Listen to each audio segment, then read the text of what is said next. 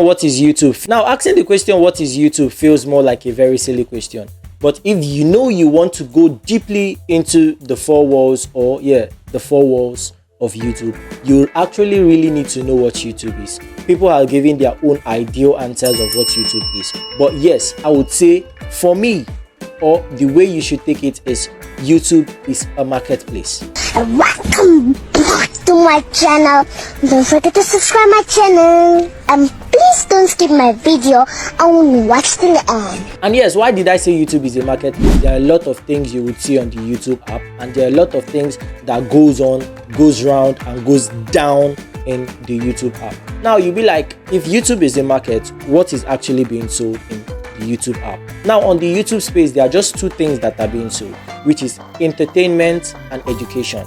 And every video, all the piece of videos, all the piece of things you've seen on the YouTube app falls into these two categories, which is either entertainment or education. Now that you are seeing YouTube as a marketplace, who are the people that are on the YouTube app and what actually are they selling? Now, what people on the YouTube app are selling is content. And yeah, before I go into the whole story of what they are actually selling, let us talk about the people that are on the YouTube app. Now, there are two categories of people on the YouTube app, which are the buyers and the sellers. Now, normally you should understand what buyers and sellers mean. But yeah, the buyers are those that come on the YouTube app. They look for information or look for whatever they came to the YouTube app to search for. And when they are satisfied, they leave the application and move on with their lives. And yeah, the sellers are those that have stores on the YouTube app. Now, when I mean stores, there are people that have channels. There are people that have dished out a lot of content. Now, people that are actually making it on the YouTube app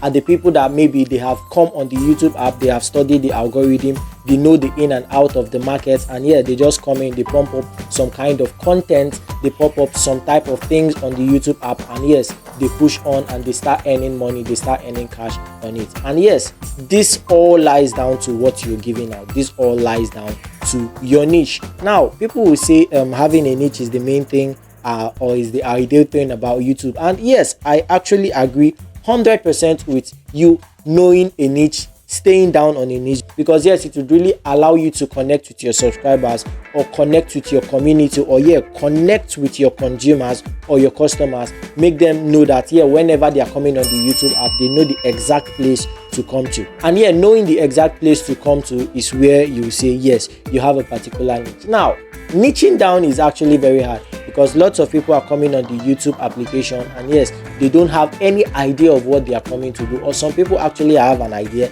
but they are actually stuck even with their idea. So having a niche, and then not just having a niche, having topics or ideas that you would actually create a whole lot of content on, you get, this would actually help you and give you more ideas on what to create even when you're stuck. And yeah, I still believe that people can actually recreate the same content they've done, and yeah, they recreate it and make it a lot more better. Because yeah, if you look at some channels, you will see the actual phone you need to use this 2023 to shoot content, phone you need to use to create videos in 2024, 2025, or yeah, way back. They are actually doing the same kind of content. They are actually saying almost the same kind of thing, but the only thing is they are changing the year. So remaking content, repurposing content, yes, it is 100%. It is something you can actually be able to do, and yes, it doesn't affect your channel, and it is done so that content will actually keep coming. You can remake content, and yes, it's more like restocking your shop, restocking your store. That is putting more value, putting more videos into the YouTube application. But this video, we are not going to really talk much about content niche. That is the niche you need to come into. Maybe in our next video, we'll talk about the niche that you should actually go into, or what would actually help you find the actual niche that you go into, and then some niches that you would actually find fun. And yes, even if it's not your passion, there are niches that you can actually do that would help you make waves, or yeah, just give you passive income on this YouTube space. And yeah, going down, there are two types of sellers on this YouTube app. That is, there are two types of channels that are on the YouTube app. This is the faceless channel and the faced channel. Now, we have all heard about faceless YouTube channels. These are channels that just make videos, either entertainment videos, educational videos. And yeah, it's not just only on YouTube, on both Instagram, on both TikTok, lots of social media apps. These are channels or pages or profiles that give out information, entertainment, educational, but there is no face, that is, there is no actual face of a human being on the channel. And yes, there is a faced channel, that is someone in front of the camera giving out information. And in another video I will tell you the things that you would need to have, or budget friendly things you will need to have for you to start up faced content YouTube creation if it's what you actually like. Now, the advantages of faceless YouTube channel is you don't need to start buying a whole lot of gadgets. You just need the idea, and yes, you get to create it. And you need to be creative, because in everything we are doing, we have to be creative so that the consumers, that is those that are wanting to buy from us,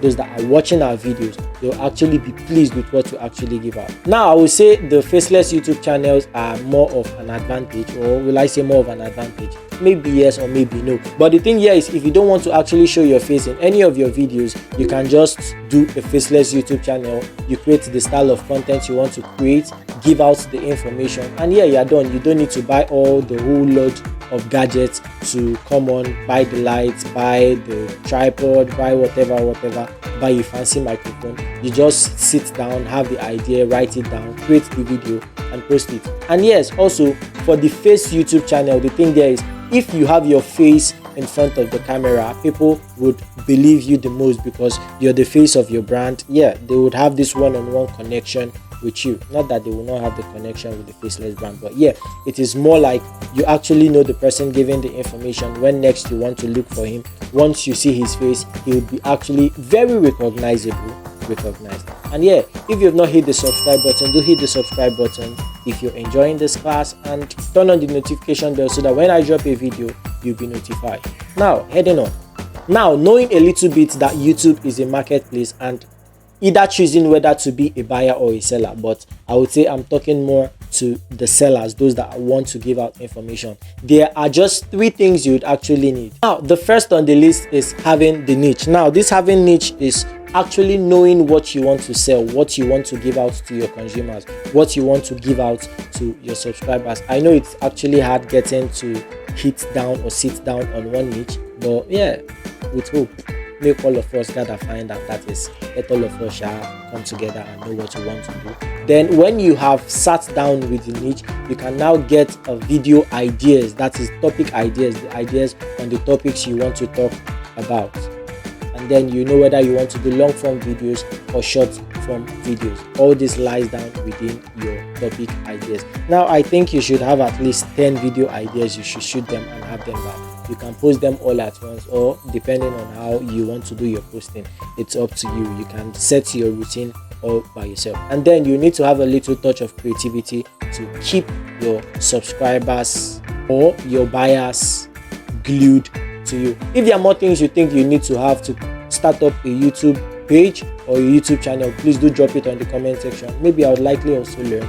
And these are the 3 things. I'm sure you must have had a little idea on what YouTube is, but if you've not had a clear idea on how to pick a niche or actually knowing what to sell, you can check out this video so that you'll be able to know the niche that will actually suit you, how you can be able to pick a niche that will favor you.